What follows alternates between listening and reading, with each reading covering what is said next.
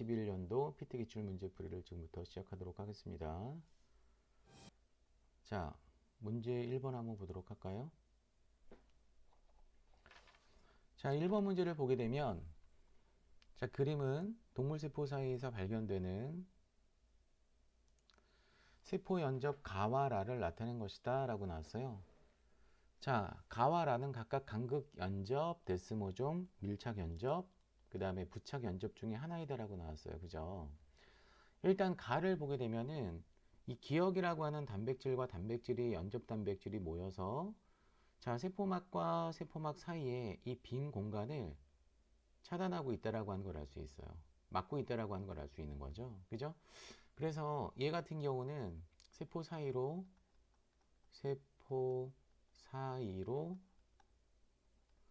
물질 이동을 차단하는 역할을 하는 연접이라고 얘기할 수 있어요. 그죠? 엄격하게 차단하기 때문에 심지어 이온 투과도 억제를 시킬 수 있다. 이온이라고 하는 거는 거의 그 분자나 이제 원자 수준이라고 얘기할 수 있기 때문에 상당히 사이즈가 작은 어떤 물질인데도 불구하고 얘네들이 굉장히 타이트하게 결합되어 있기 때문에 물질 이동을 차단시키는 어떤 역할을 한다라고 얘기할 수 있어요. 이 단백질이.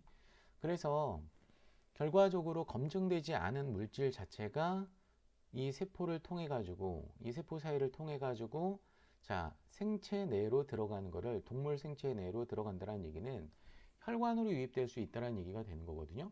혈관으로 유입되는 걸 엄격하게 차단하는 연접이라고 얘기할 수 있는 거죠.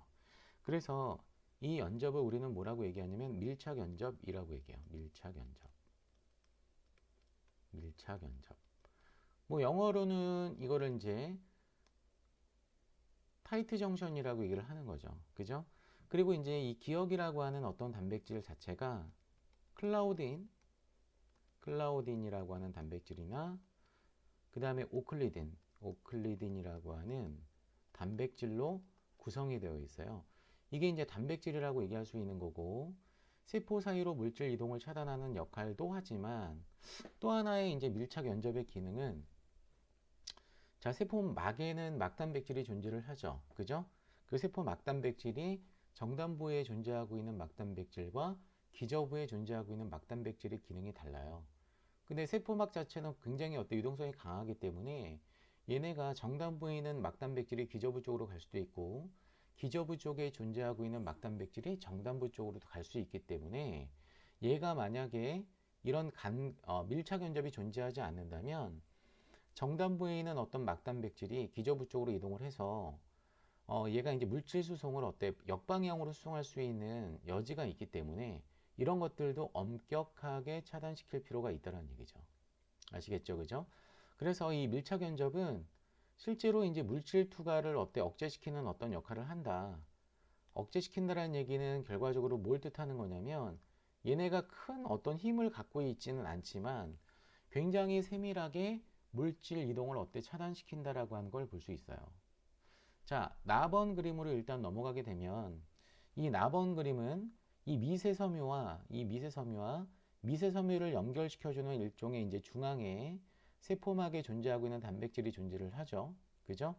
이 미세섬유를 우리는 액틴섬유라고 얘기하기도 하죠, 여러분. 무슨 섬유? 액틴섬유. 그래서 이제 세포 골격 중에서 가장 직경이 작은 이 액틴 섬유가 이 연접 단백질과 연결이 돼 가지고 굉장히 강한 어떤 인장력에 대한 저항성을 갖고 있는 연접 단백질이 이 중앙에 존재를 하고 있는데 이 단백질을 우리는 뭐라고 얘기하냐면 카드헤린이라고 얘기를 합니다. 카드헤린. 혹은 뭐 영어로 표현하기 때문에 뭐 캐드헤린, 카드헤린. 그죠? 그래서 이런 어떤 연접을 우리는 뭐라고 얘기하냐면 부착 연접이라고 얘기해요. 이 부착 연접은 데스모좀과 함께 세포와 세포를 강하게 붙들어주는 역할을 하기 때문에 조직 차원에서 세포가 그 해당 조직을 떠나가지고 다른 곳으로 이동하는 것을 엄격하게 차단시키는 일종의 연접 단백질이 일종의 캐데린이라고 얘기할 수 있고요. 또 하나 중요한 이 KDL인의 어떤 특징 중에 하나는 뭐가 있냐면 칼슘 의존성이 있어요. 칼슘 의존성이 있다는 얘기는 칼슘이 있어야지만 이 KDL인이 서로 어떻게 결합할 수 있는 어떤 그 힘을 발휘할 수 있다는 얘기가 되겠죠. 그래서 이 KDL인의 어떤 연접을 풀어줄 수 있는 거는 세포에 존재하고 있는 칼슘을 제거를 하거나, 그죠? 그 다음에 이제 칼슘 킬레이트 같은 걸 집어넣어 가지고 이 KDL인의 어떤 부착력을 떨어뜨릴 수 있다는 얘기예요. 그래서 이런 부착 연접이나 데스모점이 갖고 있는 KDL인이라고 하는 이 단백질의 힘을 약화시키기 위해서는 칼슘을 제거할 필요가 있다는 얘기죠. 자, 그 다음에 이제 답원 그림을 보시게 되면은, 자, 똑같은 형태의 지금 뭐가 나왔냐면 KDL인 단백질이 지금 나와 있죠. 그죠? 그래서 여기에 존재하고 있는 이 카데린과 그죠? 이 KD헤린이 어때? 결합되어 있는 단백질을 보게 되면 아까 나와 있었던 미세 섬유보다는 약간 직경이 어때? 더 굵은 이 중간 섬유가 어때요? 결합되어 있는 걸 볼 수 있고, 이 중간 섬유는 보통 상피 조직에서는 케라틴 섬유라고 얘기를 합니다. 무슨 섬유? 케라틴 섬유. 그래서 케라틴과 같은 중간 섬유 플러스 케데린이라고 하는 게 어때? 모여가지고 어떤 연접을 형성을 하냐면 데스모좀이라고 하는 연접을 어때? 형성을 한다는 얘기예요. 이 데스모좀은 자, 나번 그림에 있었던 접착 연접처럼 세포 사이에 강한 결합력을 형성한다라고 얘기할 수 있어요. 이 데스모좀의 발달이 만일 미약한다면, 그죠? 이 세포와 세포가 어때? 굉장히 강력하게 서로 붙들어주지 못하기 때문에, 그죠? 세포가 다른 지역으로 이동할 수 있다는 얘기예요. 다른 지역으로 이동 가능하다. 그죠? 요런 걸 우리는 뭐라고 얘기하죠, 여러분? 전이라고 얘기하죠, 전이. 그지? 이 전이가 잘 되는 어떤 세포, 그죠? 이런 데스모좀이 발달 미약한 요런 세포를 우리는 뭐라고 얘기해? 캔서, 암세포라고 얘기를 합니다. 암세포. 아시겠습니까? 그죠? 자, 라본 같은 경우는 세포막과 세포막에 존재하고 있는 이 연접 단백질이 연결되어 있는 어떤 특징을 갖고 있죠, 얘도. 자, 그런데 이제 자세히 보시게 되면은 이 중앙에 이렇게 좁은 통로가 존재를 하고 있다라고 하는 걸 알 수 있어요. 그죠? 이 연접을 우리는 뭐라고 얘기하냐면 간극 연접이라고 얘기하거든요. 간극 연접. 이 간극 연접을 갭정션이라고도 얘기해요. 갭정션. 이 간극 연접은 세포 사이에 물질이 이동할 수 있는 통로를 제공하는 역할을 합니다.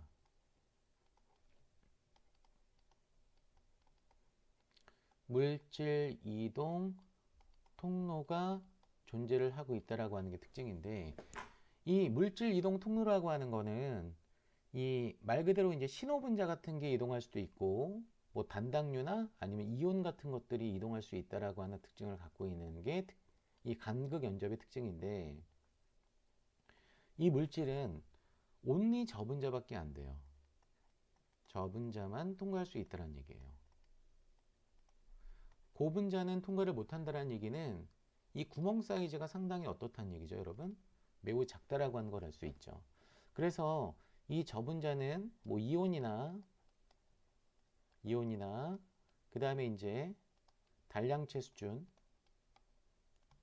이런 것들이 이제 이동할 수 있는 특징을 갖고 있는데요. 이게 이제 세포 사이에 전기적인 충격이 이동할 수도 있고, 세포 사이에 신호 전달에도 관여를 해요. 사이에 신호 전달을 수행하는 역할도 하는 게 바로 여러분 뭐라고요? 그렇죠. 간극연접이라고 얘기한다는 얘기예요. 간극연접. 자, 그러면 1번 문제에 대해서 보시게 되면은 이에 대한 설명 중 옳은 것은 이라고 나왔죠. 자, 기억을 구성하고 있는 단백질은 코넥신이다. 이 코넥신이라고 하는 거는 간극연접에 존재하고 있었던 마지막에 봤던 그 통로 단백질이에요. 그죠? 그래서 얘는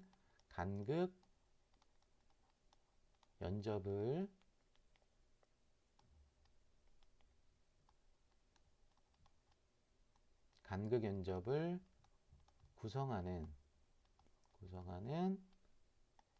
통로 단백질이다. 아까 이 기억은 밀착 연접을 구성하는 단백질이었었죠? 그죠? 그 단백질이 클라우딘 단백질이나 오클리딘이라고 하는 단백질이라고 얘기를 했습니다.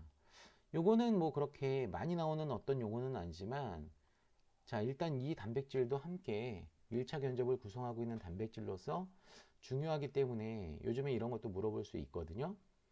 그래서 이제 클라우딘과 오클리딘이라고 하는, 그죠? 딘으로 끝나는 이런 단백질이 밀착 연접을 구성하고 있구나 라고 하는 정도는 여러분들이 좀 기억해 두실 필요가 있죠. 자, 그 다음에 이제 가를 통해서 세포 내 단백질이 이웃한 세포로 어때 이동할 수 있다라고 했는데, 자, 밀착 연접은 이런 어떤 물질을 이동하는 걸 엄격하게, 그죠? 차단하기 때문에 말이 안 되고요. 세포 내 단백질이 이동할 수 있는 통로는 없습니다. 연접에서. 그죠? 세포 내 단백질은 상대적으로 어때 크기 때문에, 자, 이동이 불가능하다. 아시겠죠? 그죠? 자, 나에서 어떤 거 미세섬유의 단위체는 케라틴이라고 나왔는데요. 아까도 얘기했지만 미세섬유의 어떤 단위체는 액틴 단백질이라고 얘기를 하는 거죠. 그래서 이 미세섬유는 액틴이라고 하는 단백질이 모여가지고, 그렇죠? 미세섬유를 어때? 형성을 합니다. 근데 재미있게도 뭐냐면은 이 액틴이라고 하는 게 단량체죠, 단량체. 그 다음에 이제 미세섬유에서 이 미세라고 하는 것 자체를 액틴섬유라고 어때 바꿔서 얘기하기도 해요. 그러면 이 미세섬유는 단량체가 모여서 만들어진 중합체라고 얘기할 수 있는데, 지금 얘기하고자 하는 건 뭐냐면 단량체의 이름도 액틴이고 중합체 이름도 액틴이란 얘기예요. 요것도 액틴이고 요것도 우리가 이제 액틴이라고 얘기하는 거잖아요. 그죠? 그러면 이 액틴, 단량체 액틴을 우리는 뭐라고 얘기한다? G액틴이라고 얘기를 하고요. G액틴이라고 얘기를 하고, 자, 중합체 액틴을 우리는 F액틴이라고 얘기를 하는 거예요. 그러니까 따라서 명칭의 좀 차이는 좀 있다라고 얘기할 수 있는 겁니다. 그죠? 자, 그 다음에 다는 밀착연접이다라고 나왔는데, 이 밀착연접은 아까 가번이 있었죠. 가번. 그러면 다번 같은 경우는 뭐라고 얘기할 수 있어? 데스모좀이다 라고 얘기할 수 있는 거죠. 데스모좀.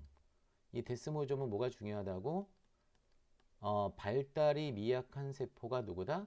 암세포다. 그래서 암세포는 다른 조직으로 전이가 잘 된다 라고 하는 걸 알 수 있는 겁니다. 그 다음에 이제 라가 간극연접이잖아요. 그죠? 이 라를 통해서 간극연접을 통해서 심장의 근육세포 사이에, 그죠? 전기적 신호가 전파가 될 수 있다. 이게 바로 어떤 걸 뜻하는 거냐면, 박동원 세포는 스스로 전기를 만들 수 있는 능력이 있는 세포죠. 그죠? 그래서 여기서 이제 탈분극이 진행이 되면 이 탈분극 신호가 생긴 박동원 세포로부터 심장근으로 이 전류가 전파가 됩니다. 아시겠습니까? 그 전파가 되는 연접이 바로 뭐냐면은 간극연접이에요. 그래서 이 간극연접은 물질을 어때? 세포 사이로 어때? 이동시킬 수 있는 조그만한 통로라고 얘기했잖아요. 심장근에서는 이런 어떤 전기적인 충격이 이동할 수 있는 장소가 어때? 꼭 필요하겠죠. 그래서 심장근 같은 경우는 세포 간 연접이 모두 발달되어 있다고 얘기할 수 있어요. 세포 연접이 다른 지역보다 매우 발달되어 있다라고 하는 게 특징이죠. 자, 그래서 이렇게 전기 신호가 전파되는 이러한 거를 생물학적으로 또 뭐라고 얘기하냐면 전기적 시냅스 전달이라고 얘기해요. 전기적 시냅스, 전기적 시냅스 전달이라고 하는 표현을 쓰기도 합니다. 정답은 따라서 여러분 5번이 괜찮네요. 5번이 정답이 되겠습니다. 자, 두 번째 문제를 한번 보도록 할까요? 자, 두 번째 문제는 그림과는 엽록체의 구조를 나는 어떤 식물의 잎에서 빛의 파장에 따른 반응을 나타낸 것이다 라고 나왔고요. 자, 기역과 리을은 각각 스트로마, 엽록체 외막, 틸라코이드 내부, 틸라코이드 막 중에 하나이고 A와 C는 각각 CO2의 고정량이라고 나왔지, 그지? 이 CO2의 고정량이라고 하는 것 자체는 광합성량에 비례한다. 즉, 광합성량과 거의 대등하다라고 얘기할 수 있고요. 자, 빛의 반사율과 빛의 흡수율 중에 하나라고 지금 나왔습니다. 세 개의 그래프가. 일단 가번 그림부터 일단 해석을 하게 되면 엽록체는 이렇게 외막과 내막이라고 하는 두 개의 막으로 되어 있는 이중막 구조인데 실제로 외막과 내막이 기능적으로 하는 거는 어때? 특별한 게 없다. 아시겠죠? 그죠? 어쨌거나 이제 기역이라고 하는 걸 우리는 바깥쪽에 있는 막이기 때문에 엽록체 외막이다라고 얘기할 수 있어요. 그죠? 물론 이 안에 있는 얘가 내막이 되겠죠. 물론 여기서 이제 기호로는 표시되지 않았지만 자, 니은 같은 경우는 이런 어떤 동전 모양의 명반응 장소가 존재를 하고 있는데 그죠? 여기를 이제 틸라코이드라고 얘기를 하죠. 틸라코이드. 근데 이제 틸라코이드 안쪽이 아니고 막 쪽에 있기 때문에 틸라코이드 내막 혹은 틸라코이드 막이라고 얘기할 수 있어요. 그죠? 그 다음에 이제 틸라코이드 막에는 기질 부분이 존재를 하고 있는데 이 기질 부분을 우리는 스트로마라고 얘기를 하죠. 그래서 이제 틸라코이드 막은 틸라코이드 내강과 함께 여기가 이제 내강, 틸라코이드 내강이라고 얘기할 수 있는데 여기서는 직접적으로 빛에 의한 어떤 대사를 하기 때문에 명반응 장소라고 얘기를 하고요. 여기는 명반응 장소고 스트로마는 상대적으로 명반응 산물을 이용해서 포도당과 같은 당을 합성해주는 암반응 장소라고 얘기할 수 있어요. 아시겠습니까? 그리고 이제 아무래도 CO2의 고정량이라고 하는 거는 광합성이기 때문에 빛을 많이 흡수하는 파장대에서 CO2의 고정량도 상대적으로 많을 수밖에 없겠죠. 그래서 이제 빛의 반사율과 빛의 흡수율은 서로 이제 반대 관계라고 하는 걸 우리가 얘기할 수 있습니다. 반대다. 아시겠죠? 그죠? 자, 그러면 그래프를 제가 보게 되면 자, 눈에 띄는 것 중에 하나가 있는데 그 눈에 띄는 것 중에 하나는 바로 뭐가 있어요, 여러분? 이 A 그래프와 C 그래프 자체가 반대적인 어떤 성격을 갖고 있다. 지금 그림을 보게 되면 얘하고 얘가 반대적인 어떤 특징을 갖고 있죠. 그럼 둘 중에 하나가 빛의 흡수율이고 또 하나가 이제 반사율이라고 얘기할 수 있는데, 그죠? 일단 광합성률이 가장 높은 지역이 여기가 이제 파장이 짧은 지역과 큰 지역으로 어때 나눌 수가 있거든요. 그죠? 여기가 이제 파장이 짧은 영역이 청색광이 돼요. 그 다음에 파장이 긴 쪽에서 피크를 찍는 지점이 또 있죠. 여기가 지금 적색광이에요. 이거는 왜 그러냐면 광합성을 수행하는 광합성 색소 중에서 엽록소 A가 있어요. 엽록소 A는 광합성의 주된 색소이기 때문에 요 두 개의 파장대에서 빛의 흡수율이 피크를 찍는다라고 하는 걸 알 수 있죠. 최고점을 찍는다라고 하는 걸 알 수 있습니다. 아시겠죠? 그죠? 그래서 아무래도 이 빛의 파장 영역대에서 광합성량이 활발할 수밖에 없고요. 상대적으로 이 영역, 이 녹색광 영역에서는 얘가 지금 광합성 상대적인 어떤 값이 적을 수밖에 없다라는 얘기예요. 엽록소 A의 어떤 거? 반사율이 가장 크고 흡수율이 가장 작은 파장대가 녹색광이라고 얘기할 수 있는 거죠. 그렇기 때문에 우리가 이제 나뭇잎 같은 거를 봤을 때 광합성이 일어나는 조직을 봤을 때 녹색으로 보이는 이유가 녹색빛을 반사하기 때문이라고 하는 상식 정도는 아실 거 아니에요. 그죠? 그래서 결과적으로 이거는 흡수 스펙트럼이라고 얘기할 수 있어요. 흡수. 그죠? 빛의 흡수. 그죠? 얘는 빛의 반사에 해당이 된다라고 얘기할 수 있는 거죠. 그러면 자동적으로 이 B는 그죠? CO2의 고정량이라고 얘기할 수 있어요. 이산화탄소의 고정량이라고 얘기할 수 있는데 아까도 얘기했지만 이 이산화탄소의 고정량은 뭐에 비례한다고요? 그렇죠. 광합성량에 비례한다라고 얘기했습니다. 광합성 효율이나 광합성 속도나 광합성량에 비례한다라고 얘기할 수 있어요. 그래서 여기서도 여러분들 보게 되면은 청색광과 이 적색광 영역에서 그죠? 적색광 영역에서 광합성을 어때요? 활발하게 한다라고 하는 걸 알 수 있죠. 그런데 이제 눈에 띄는 것 중에 하나가 뭐 있냐면 이 녹색광에서는 아까 흡수율이 굉장히 낮았지. 그지? 그러면 그래프 자체가 어떤 식으로 바뀌어야 되냐면 실제로 이제 여기에 비례해서 이렇게 떨어지다가 녹색광에서 거의 바닥 찍고 이렇게 올라가야 되는 그래프가 나와야 될 거 아니에요. 그죠? 그러면 얘가 무슨 차이가 생긴다는 얘기냐면 실제로 광합성 효율, 광합성량이라고 하는 광합성 속도와 그죠? 엽록소 A의 빛의 흡수율의 차이가 생긴다는 얘기예요.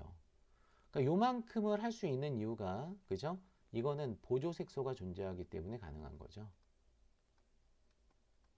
이 파장 때 녹색광이라고 하는 거는 엽록소는 흡수를 못하고 이용을 못하지만 보조색소가 광합성에 이용할 수 있기 때문에 이용함으로 상대적으로 여기 파장대에서도 어느 정도 그렇죠. 광합성을 수행할 수 있다라고 하는 어떤 효율 면에서 어때 굉장히 좋은 시스템을 갖고 있다라고 얘기할 수 있는 거예요. 자, 그러면 이에 대한 어떤 설명으로 옳은 걸 물어봤습니다. 자, 빛을 흡수하는 색소는 기억에 존재한다라고 했는데 자, 흡수하는 색소는 어디에 존재한다라고 했어요, 여러분? 틸라코이드 막에 존재를 합니다. 그죠? 그래서 틸라코이드 막의 존재를 하고 있는 거죠. 기억은 외막이기 때문에 외막은 실제로 광합성에 관여한다라고 하기보다는 물질에 대한 어떤 수송을 조절하는 어떤 역할을 한다라고 보실 수 있어요. 외막과 내막은. 자, 그 다음에 이제 물이 광분해가 일어나는데, 그죠? 이 물의 광분해는 틸라코이드 내강에서 일어납니다. 어디서 일어난다고 여러분? 틸라코이드 내강에서. 혹은 내부라고 얘기할 수 있는 거죠. 그죠? 내부라고 얘기할 수 있는데, 자, 틸라코이드 내강은 여기서 그림으로 따져봤을 때 어디에 해당이 되나요? 리을에 해당이 되는 거죠. 리을에. 자, NADPH는 요게 이제 전자 공유체, 전자 이동을 담당하는 물질이고요. 탈수소 조효소라고 얘기를 하죠. 그죠? 탈수소 조효소라고 얘기를 합니다. 자, 리을이 여기서 어디죠, 여러분? 그렇죠. 리을은 틸라코이드 내부가 되는 거죠. 근데 틸라코이드 내강은 우리가 이제 탄소 고정 반응을 수행하지 않고요. 탄소 고정 반응을 수행하는 곳은 안반응 장소예요. 고로 안반응 장소에 해당하는 스트로마를 찍어줘야 되겠죠. 그쵸? 그러니까 따라서 스트로마는 디귿이 되겠네요. 그죠? 자, 450 나노미터가 550 나노미터보다 크다. 지금 빛의 파장이 나왔어, 안 나왔어? 나왔잖아, 그지? 그러면 이거는 조건이 모두 낮 조건에서만 가능해요.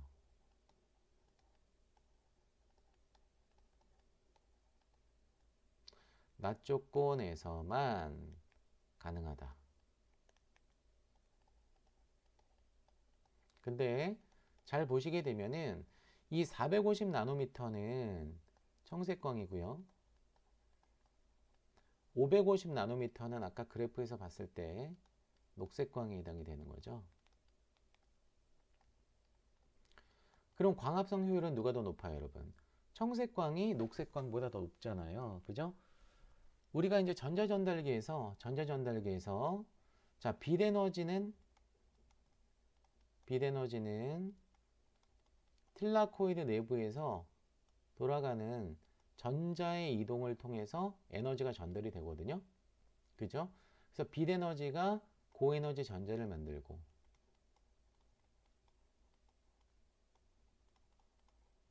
이 고에너지 전자는 양성자의 어떤 능동수송을 유발을 하는 거죠. 수소이온의 능동수송을 초래합니다. 이거를 우리는 다른 표현으로 뭐라고 얘기해? 전기화학적인 기울기를 형성한다라고 얘기를 하는 겁니다. 그 방향이 스트로마에서 틸라코이드 내강으로, 틸라코이드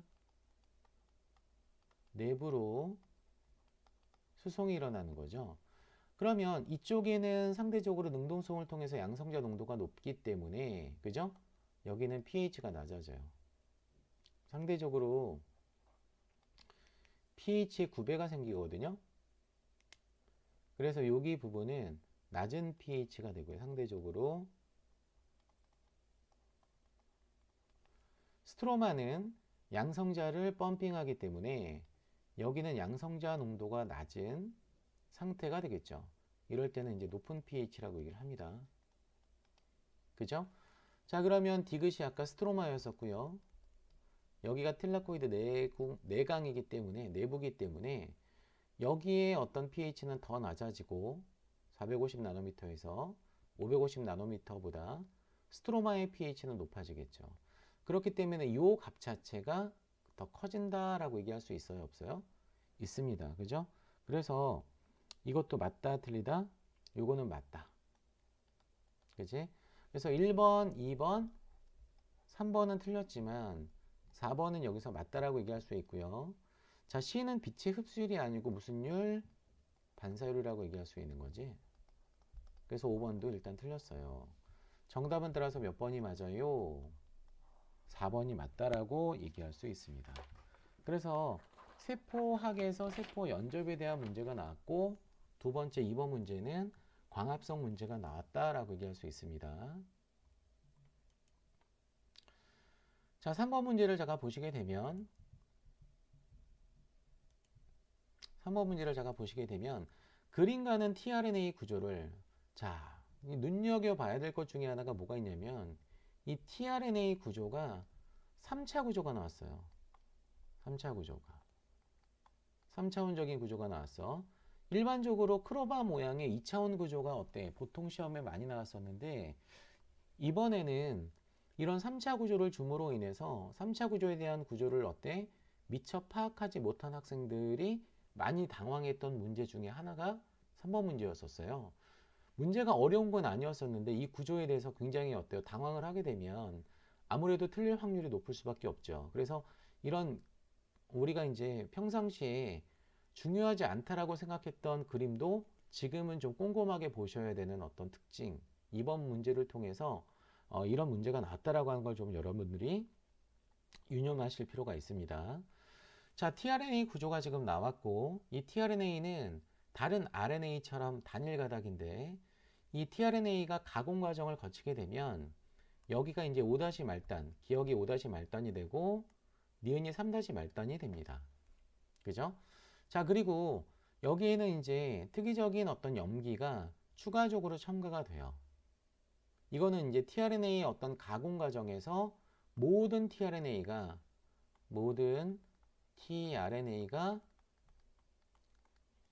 갖는 염기 시퀀스라고 얘기할 수 있어요. 공통된 어떤 거? 공통된 tRNA의 염기 서열이 있어요. 그 염기 서열이 CCA입니다. CCA. 이 CCA라고 하는 거는 5-에서 3- 쪽으로 보통 얘기를 합니다. CCA. 그지? 자, 그래서 요거는 이제 추가적으로 원래 있었던 건 아니고 tRNA가 가공 과정에서 이 염기가 이제 추가가 되는 거죠. 그러니까 염기 삽입되는 거죠. 그죠? 삽입 염기 서열. 자, 그리고 X는 뭐 여기서 어때 크게 여기서 중요한 파트가 아니고요. 그죠? 요 밑에 보게 되면은 여기 지금 염기 3개가 존재를 하고 있는데 얘가 mRNA랑 결합하는 엔티코돈이에요. 그죠? 엔티코돈은 mRNA의 어떤 거? 코돈과 상보적 관계죠. 아시겠죠? 그죠? 그래서 이제 tRNA가 아미노산을 운반하기 위해서, 그죠? 아미노산 부착 부분이 있는데 그 아미노산 부착 부위가 어디다, 여러분? 니은이다. 그죠? 그래서 이 니은 부분에 3- 부분에 아미노산이 결합을 합니다. 그럼 얘가 이제 화학 결합을 통해서 공유 결합을 통해서 어때 부착이 되는데 3-의 OH 작용기가 있고요. 그죠? 그 다음에 아미노산의 카르복실기가 물이 빠지면서 아미노아실 tRNA 합성 효소에 의해서 결합을 합니다. 이때 만들어지는 결합을 우리는 뭐라고 얘기해? 에스터 결합 혹은 에스테르 결합이 여기서 형성이 되는 거죠. 아시겠죠? 그죠? 자, 나번에 있는 이 구조는 큰 소단위체가 지금 작은 소단위체하고 지금 결합된 상태잖아. 요게 바로 여러분들이 잘 알고 계시는 리보좀이죠. 리보좀. 리보좀은 단백질 1차 구조 형성 장소다. 자, 그리고 여기 지금 큰 소단위체와 작은 소단위체에 걸쳐서 존재를 하고 있는 이 세 자리. 그죠? 요게 바로 뭐냐면은 이 세 자리를 tRNA 결합 자리라고 얘기해요.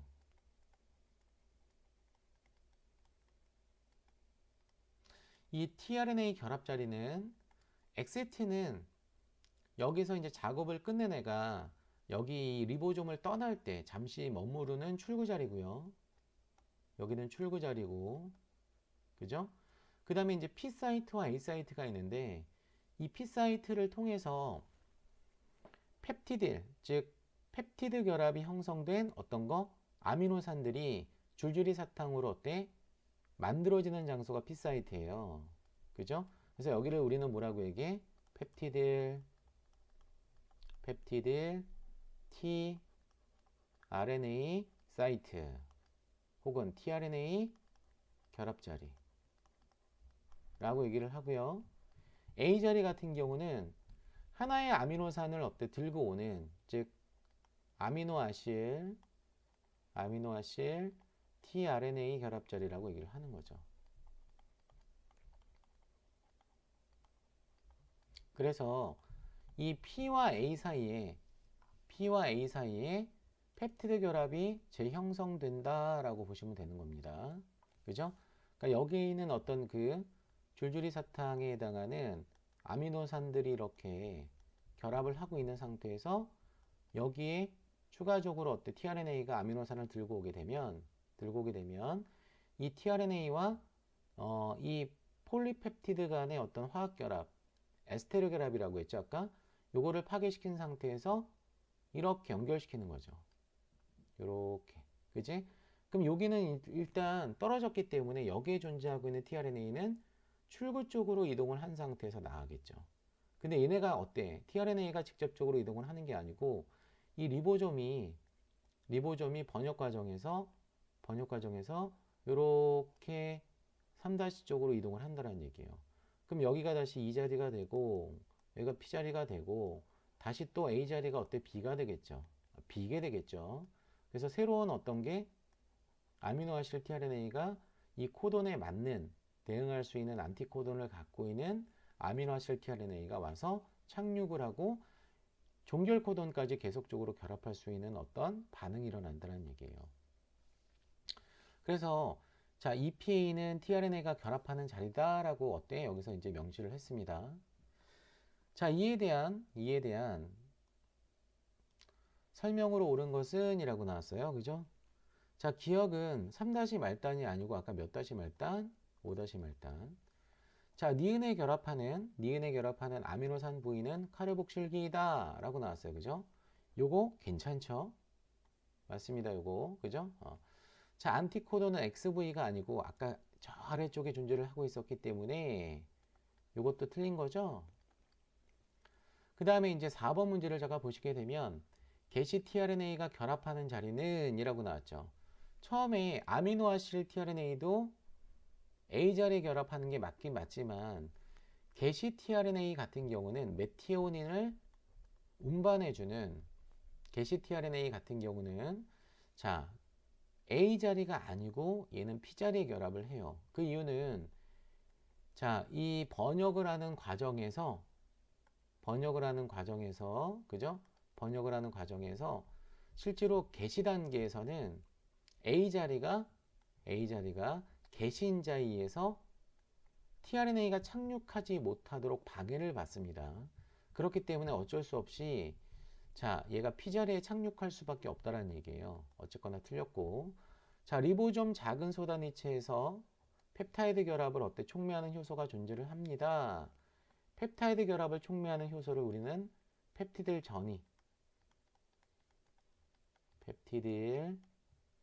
전이 반응이라고 얘기를 하고요. 펩티딜 전이 반응을 수행하는 효소의 활성은 큰 소단위체에 존재를 하죠.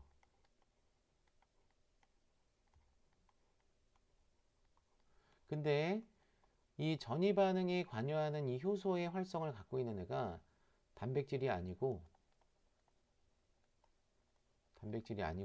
그죠? RNA가 관여를 해요. RNA가 효소 활성을 갖고 있습니다. 그죠? 그렇기 때문에 우리가 일반적으로 알고 있는 효소랑 패턴이 차이가 있는 거죠. 그죠? 그래서 이런 애를 우리는 뭐라고 얘기해? 리보자임이라고 얘기를 합니다. 리보자임.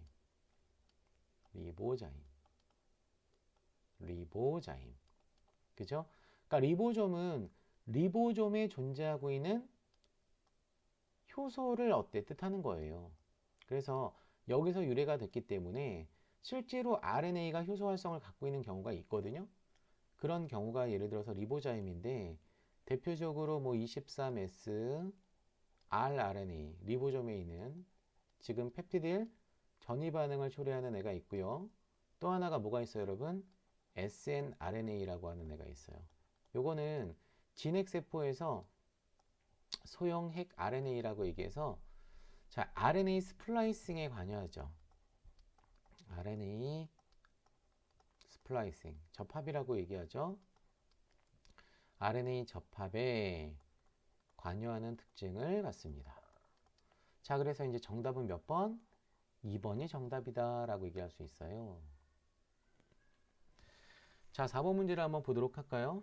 자, 4번 문제의 특징은 세포 내 신호 전달에 대한 문제예요. 자, 세포 내 색깔을 좀 다르게 한번 해볼까? 자, 4번 문제는 세포 내 신호 전달 문제예요. 신호 전달. 그죠? 자, 그린 가와나는 두 종류의 호르몬에 의한 이 호르몬을 우리는 넓게 얘기를 하면 리간드라고 얘기하죠. 광범위하게 얘기를 하면. 그럼 리간드는 반드시 결합하는 수용체가 존재를 합니다. 아시겠죠? 그죠? 수용체는 주로 이제 단백질 성분으로 되어 있기 때문에 이 수용체 단백질이 수용체 단백질이 리간드랑 결합하기 전과 결합을 했을 때는 구조 변화가 생길 수 있고, 구조 변화가 생기게 되면 수용체의 활성 변화가 생길 수 있다라고 하는 거 반드시 명시하실 필요가 있습니다. 자, 두 종류의 호르몬에 대한 세포 내 신호 전달 과정 중 일부를 나타낸 것이고요. A와 B는 각각 에피네프린과 코티졸 중에 하나라고 나왔죠. 그죠? 자, 에피네프린은 얘 같은 경우는 아민 계열이기 때문에 친수성이고요. 아민계 호르몬 중에서 에피네프린은 친수성, 티록신 같은 경우는 소수성이에요. 근데 이제 코티졸 같은 경우는 스테로이드 계열의 호르몬이기 때문에 얘는 소수성이죠. 소수성 호르몬이라고 얘기할 수 있고, 친수성 호르몬은 주로 세포막 수용체와 반응을 합니다.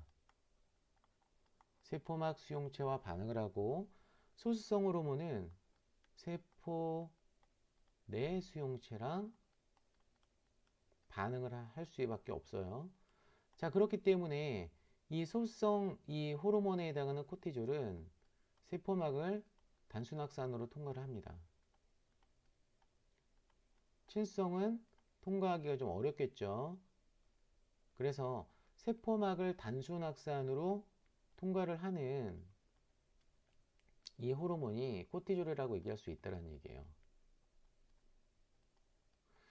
그러면 가번 그림을 제가 보시게 되면 A라고 하는 리간드가 단순 확산을 통해서 세포막을 지금 통과하는 걸로 봐서 이 A는 코티졸이라고 얘기할 수 있죠. 이 코티졸은 코티졸 수용체랑 결합을 하겠죠. 그 수용체가 이제 세포 내부에 존재를 하고 있는데, 구체적으로 세포질에 존재를 합니다. 세포질에 존재하고 있는 수용체는 기존의 다른 단백질과 결합하고 있거든요. 이 단백질을 3차 구조로 바꿔주는 샤페론 단백질이에요. 이 샤페론 단백질과 결합되어 있는 수용체는 평상시에는 핵공을 통과하지 못합니다. 그래서 얘는 핵공을 통과하지 못하거든. 핵공 통과가 안 되는데, 코티졸과 결합을 하게 되면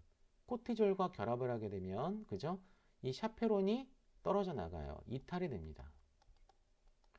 자, 그러면 이 덩치 큰 샤페론이 붙어 있기 때문에 얘가 통과를 못 했는데, 얘가 이탈을 하게 되면 얘가 핵막으로 핵막을 통해 가지고 이동을 할 수 있겠죠. 그죠? 그래서 얘가 이렇게 핵공을 통해 가지고 이동을 할 수 있는 특징을 갖고 있고요. 이 코티졸 수용체가 DNA를 자극을 해서 전사인자의 활성을 갖고 있거든요. 전사인자의 활성을 갖고 있기 때문에 얘가 들어가서 특정 유전자를 발현시킵니다.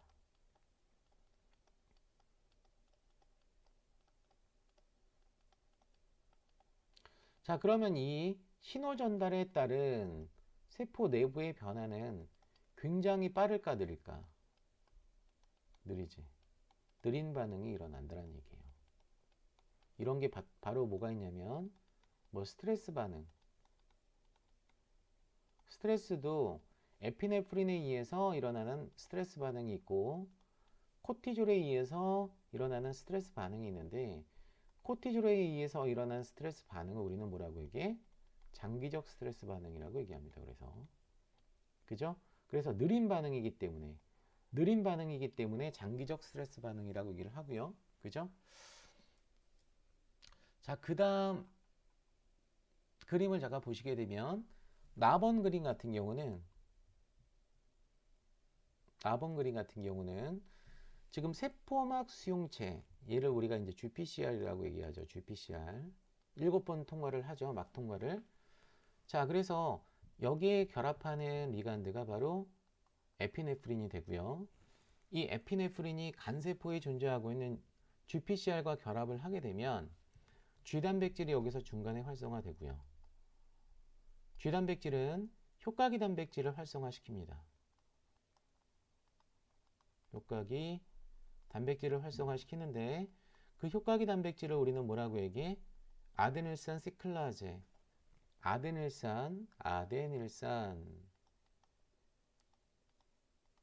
고리화 효소라고 얘기를 해요. 이 고리화 효소가 하는 역할은 세포 내에 존재하고 있는 ATP를 가수분해합니다. 가수분해를 하고 인산기 두 개를 떨어뜨리면 AMP가 되잖아. 그 인산기 하나에 있는 어떤 거? 작용기 OH를, 그죠? 3번 탄소에 있는 5탄당 OH하고 반응을 시켜서 고리 형태로 바꿔줘요. 그래서 얘를 뭐라고 얘기해? 고리형 AMP라고 얘기를 하죠. 그래서 사이클릭 AMP, CAMP라고 얘기를 하는데요. 얘가 2차 신호 전달자 역할을 하는 겁니다. 자, 그러면 1차 신호 전달자는 누구라고 얘기할 수 있나요, 여러분? 에피네프린이 1차 신호 전달자죠, 뭐.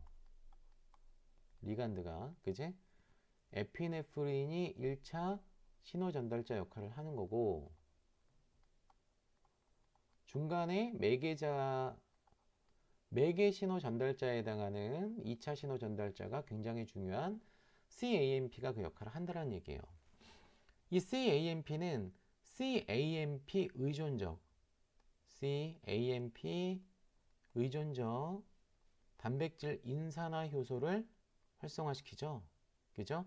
그래서 요거를 우리가 이제 이 CAMP 의존적 단백질 인산화 효소를 PKA라고 얘기하죠. PKA, 프로테인 키나제 A라고 얘기해서 단백질 인산화 요소 타입 A라고 얘기를 합니다. 그죠? 참고로 여러분 PKC라고 하는 것도 있지. PKC는 단백질 인산화 요소 타입 C라고 얘기해서 얘를 활성화시킬 수 있는 애는 칼슘 이온이나 디아실 글리세롤 같은 애들. 넓게 보면은 이노시톨 2인산, 이노시톨 3인산이라고 하는 IP3 있죠? IP3도 이 PKC를 어때 활성화시킬 수 있다는 얘기예요. 그러니까 이런 거에 의해서 단백질 인산화 요소가 활성화될 수 있다는 얘기죠. 어쨌거나 PKA가 활성화되게 되면은 자, 글리코젠, 가인산, 분해 효소, 인산화 효소를 인산기를 붙입니다. 키나제가 작용을 하니까, 그지? 그래서 글리코겐, 가인산 분해 요소를 활성화시킨다는 얘기죠, 여러분. 글리코겐, 가인산 분해 요소를 활성화시킨다는 얘기야, 그지? 그래서 최종적으로 보게 되면은 이런 식으로 이제 글리코겐 분해 요소, 인산화 요소가 글리코겐, 가인산 분해 요소, 인산화 요소로 활성형으로 바뀌게 되면 얘가 또 인산화 요소기 때문에, 그죠? 자, 글리코겐, 가인산 분해 효소에 인산기를 붙이겠죠. 그럼 얘가 뭐가 되는 거예요, 여러분? 얘가 활성화가 되는 거예요. 그러면 글리코겐 가인산 분해 요소의 기능은 이름에 나와 있잖아. 그러니까 예를 들어서 이제 간세포에 적재가 되어 있었던 이 글리코겐을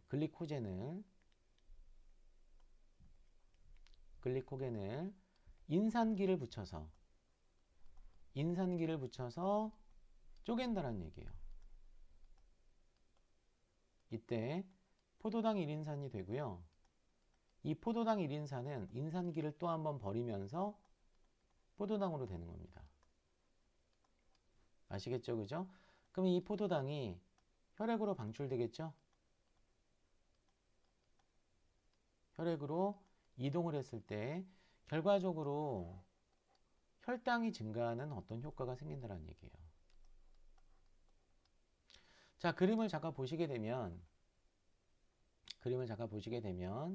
1년의 과정을 잠깐 봤을 때, 1년의 과정을 한번 봤을 때, 자, PK로부터 계속적으로 인산기를 이렇게 붙이는 연쇄 인산화 과정이 일어난다라고 하는 걸 알 수 있어요. 그죠? 특히 이런 친성 호르몬 같은 경우는 기존에 만들어진 단백질로부터 인산기를 연달아 붙임으로 인해서 연쇄 인산화 과정을 초래하거든요. 이게 신호 전달에서 처음에는 에피네프린 한 분자가 엄청나게 혈당을 전신의 어떤 그 혈당을 증가시킬 수 있는 일종의 증폭 효과라고 하는 걸 초래하게 돼요. 증폭 효과를 초래하게 합니다. 요거를 우리가 이제 전문적인 용어로 뭐라고 얘기해? 캐스케이드라고 얘기하죠. 캐스케이드. 자, 그러면 내용을 한번 봤으니까 문제로 넘어가도록 합니다. 자, 이에 대한 어떤 설명으로 옳지 않은 것은 이라고 나왔어요. A는 에피네프린이라고 했어요. 코티졸이라고 했어요. 그쵸? A는 코티졸이고 B가 에피네프린이라고 얘기할 수 있는 거죠. 그죠? 그래서 A는 코티졸이다. 그 다음에 기억은 DNA 결합하는 부위를 갖고 있다라고 했는데, 자, 이 기억이라고 하는 애가 아까 코티졸 수용체라고 얘기했죠? 코티졸 수용체가 어떤 활성을 갖고 있다고? 전사인자의 활성을 갖고 있습니다. 전사인자라고 하는 거는 DNA 특정 부위에 결합을 해서 그 특정 부위의 DNA 유전자 발현을 촉진시키는 역할을 한다라고 볼 수 있어요. 그죠? 그래서 이 전사인자는 DNA 결합 부위를 갖습니다. 모든 전사인자는 DNA 결합 부위도 갖고 있고요. 그죠? 그 다음에 전사 활성화 부위도 갖고 있어요.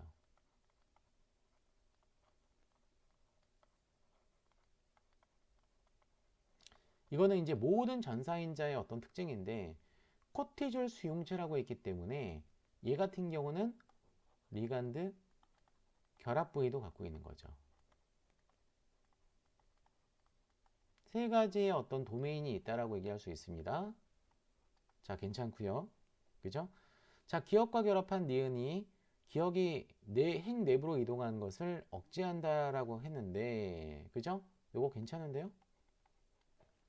그쵸? 자, 그 다음에 디귿은 아데노신 고리화 효소이다. 리을은 단백질 인산화 요소 타입 A다. pKa라고 얘기했었죠? 그래서 여기서 이제 옳지 않은 걸 고르라고 했기 때문에 정답은 몇 번이 여기선 틀렸냐면, 여기서는 이제 정답은 몇 번이냐면 여러분 1번이라고 얘기할 수 있다는 얘기예요. 아시겠죠, 여러분?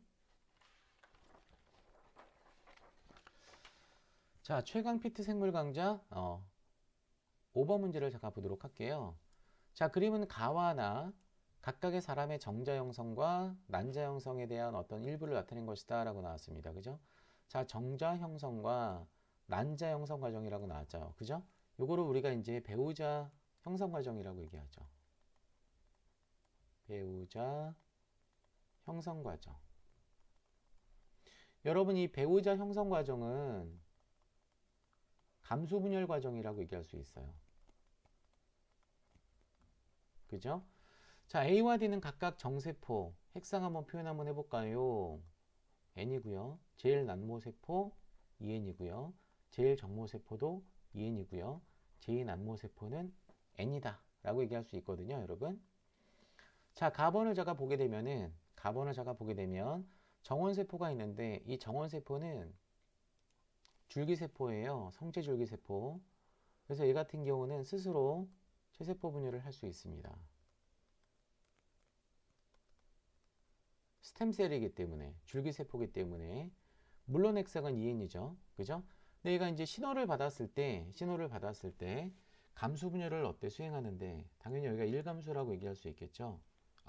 1감수를 하기 전에 DNA 복제 과정이 필요하겠네요. 그죠? 자, DNA 복제 과정을 일단 요 시기 때 합니다. 그죠? 자, 그래서 이제 여기 이제 DNA 복제. 자, 그러면 핵상은 변화가 없어요. 핵상은 변화가 없고 염색 분체만 두 배로 뻥튀기 되는 거잖아. 그지? 이게 제일 정모가 되겠죠. 자, 그 다음에 여기가 이제 1감수 분열이 되는 거고요. 제2정모 세포에서 또 한 번 분열을 했을 때 2감수 분열이 되고요. 그죠? 그랬을 때 만들어지는 이 B가 정세포가 되고요. 이 정세포에서 정자가 만들어지는 거죠. 일감수 분열이 끝났을 때 염색체가 상동 염색체가 분리가 되기 때문에 핵상은 반감으로 이렇게 줄어들고요. 이감수는 염색 분체가 나뉘어지기 때문에 핵상 변화가 없습니다. 이거를 우리가 무슨 분열? 이형 분열이라고 얘기를 하지. 이걸 뭐라고 얘기해요, 여러분? 동형 분열이라고 얘기하는 거죠.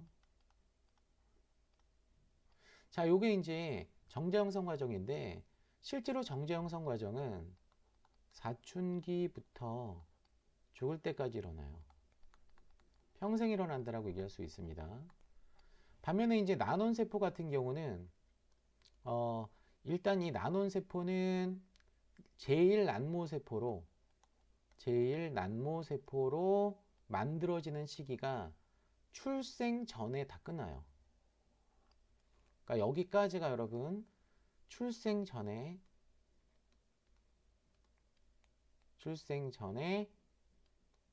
완성이 됩니다. 무슨 말이야? 사춘기 전에 아직 태어나기도 전에 완성이 다 된다는 얘기지. 물론 이 과정은 DNA 복제가 되겠죠. 위에 거랑 아래 거랑 어때? 핵상은 같아요. EN.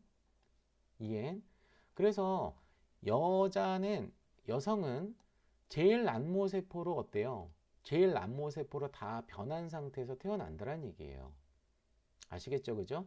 그리고 나서 이제 제1감수 분열이 일어나고 제2감수 분열이 어때? 마찬가지로 진행이 되는데, 그죠? 요 시기는 사춘기 이후에 가능하다는 얘기예요. 아시겠죠? 그죠? 그런데 1감수 같은 경우는 사춘기부터 언제까지? 폐경까지. 장소는 어디서 일어난다라고 했냐면 이거는 여러분 난소에서 진행이 돼요. 난소에서 진행이 되고요.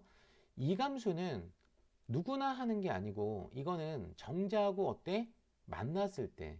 그럼 정자하고 만난 세포는 난자가 아니고 제2난모세포의 형태가 됐을 때 정자랑 수정이 되죠. 그죠?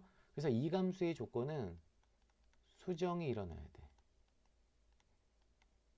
수정 직후에만 가능하다. 자, 그러면 난자는 정자보다 상대적으로 세포가 굉장히 크죠. 이 말은 뭐냐면은 세포 분열을 할 때 세포질의 불균등 분열이 일어난다는 얘기예요. 그래서 이때 만들어지는 극체와 이때 만들어지는 극체는 그죠? 이 난세포 난자와 얘는 핵상이 같고요. 제2난모세포와 이 극체는 핵상이 같아요.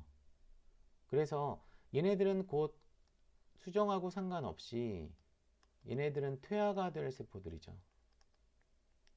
퇴화가 될 세포가 바로 극체다. 마찬가지로 얘도 N이에요. 아시겠죠? 그죠? 그래서 이 정세포 정자는 이 정세포 정자가 그지?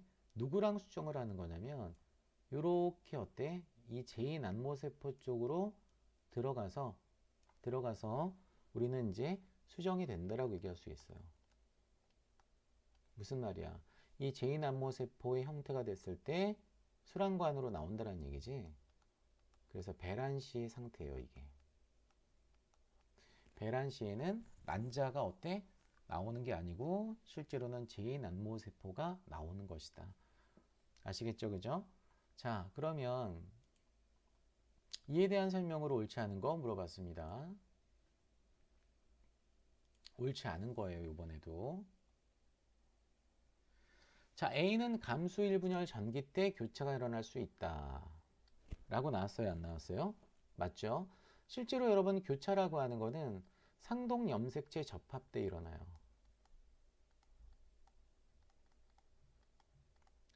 상동 염색체 접합 시 일어나죠. 그죠? 자, B의 핵상은 N이다 라고 했는데 이 B가 아까 정세포 정자였었죠? 괜찮습니다. 자, C의 수는, 여러분 C는 아까 제일 난모세포였잖아.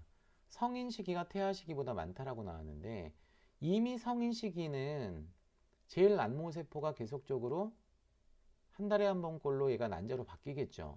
그죠? 하지만 태아 시기 때는 완성된 상태로 모두 갖고 있겠죠. 그러니까 성인 시기가 많어, 태아 시기가 많어. 당연히 태아 시기가 많지. 얘는 까먹었잖아. 그지? 자, 성성숙기라고 나왔는데요. 사춘기라고 보실 수 있어요. 그죠? 즉, 제일 난모세포는 사춘기 이전까지 감수 1분열 전기 때 멈춰져 있습니다. 라고 했는데 이거 맞죠? 그죠? 그 다음에 수정은 제2감수분열 중기에 D가 난자로 되는 것을 촉진합니다. 라고 나왔어요? 안 나왔어요? 나왔습니다. 그죠? 자, 그러면 얘가 이제 난자로 되는 과정이라고 하는 거는 밑줄 그어봅시다.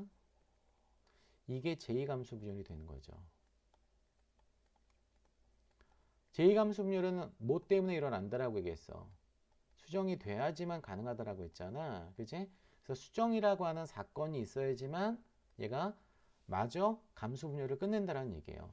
그러니까 옳지 않은 건 정답은 몇 번이에요, 여러분? 정답은 3번이다 라고 얘기할 수 있는 거죠.